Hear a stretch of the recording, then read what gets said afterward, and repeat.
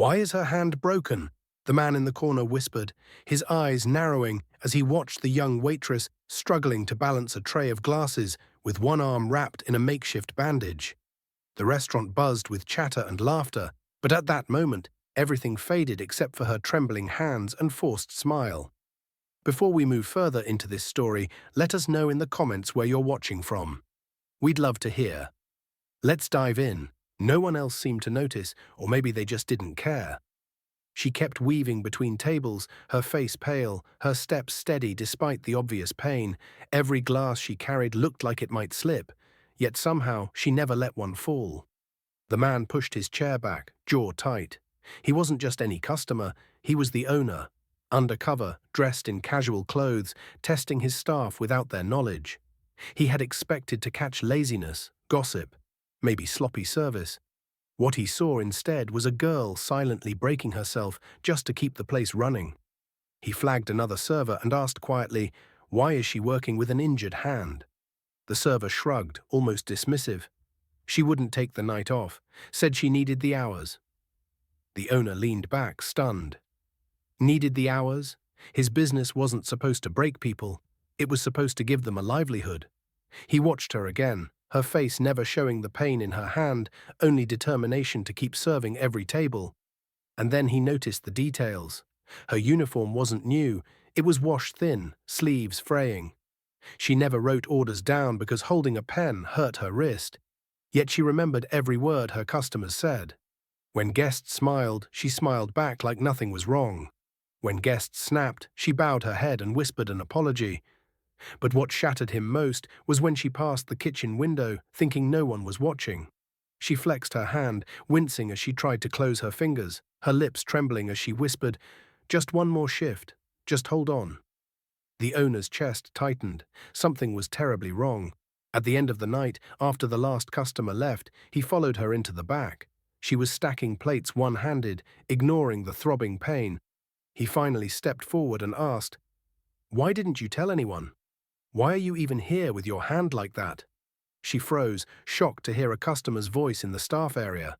Then, realizing who he was, her face flushed. "Sir, I didn't want to bother anyone. I can still work. I need the money." Her voice cracked as she tried to explain. The truth spilled out, not in excuses but in quiet, broken sentences.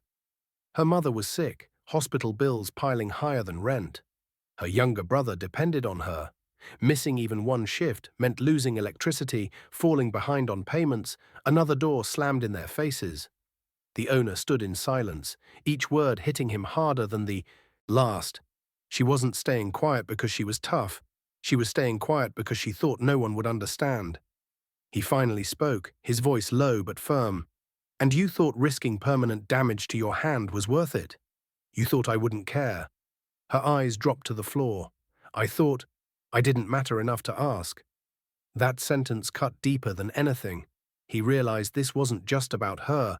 It was about the culture he had unknowingly created. A place where an employee believed their pain wasn't worth speaking up about.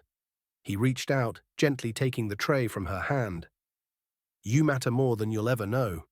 Starting tonight, you're off duty until that hand heals.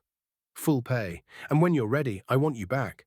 Not because I need a waitress, but because this restaurant needs people like you."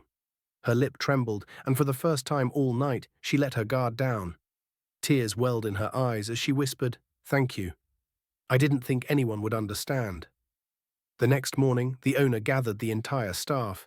He told them the story, not just hers, but what it meant. "This restaurant is not built on food alone. It's built on people. And if even one of you believes your pain doesn't matter here, then I've failed as an owner." The room was silent, heavy with reflection. Some looked guilty. Some looked inspired. But every single one understood. Things were going to change. From that day, new policies were put in place. Medical support, mental health days, paid leave. Not because of regulations, not because of pressure, but because one waitress had silently worked through her pain until the owner finally opened his eyes. And when she returned weeks later, healed and smiling for real this time, the staff stood to applaud her. Not because she was perfect, but because she was proof that resilience deserves respect, not exploitation. The moral was clear. True leadership isn't about running a business. It's about protecting the people who make it possible. If this story touched you, don't forget to like the video, subscribe to the channel, and let us know how you feel in the comments.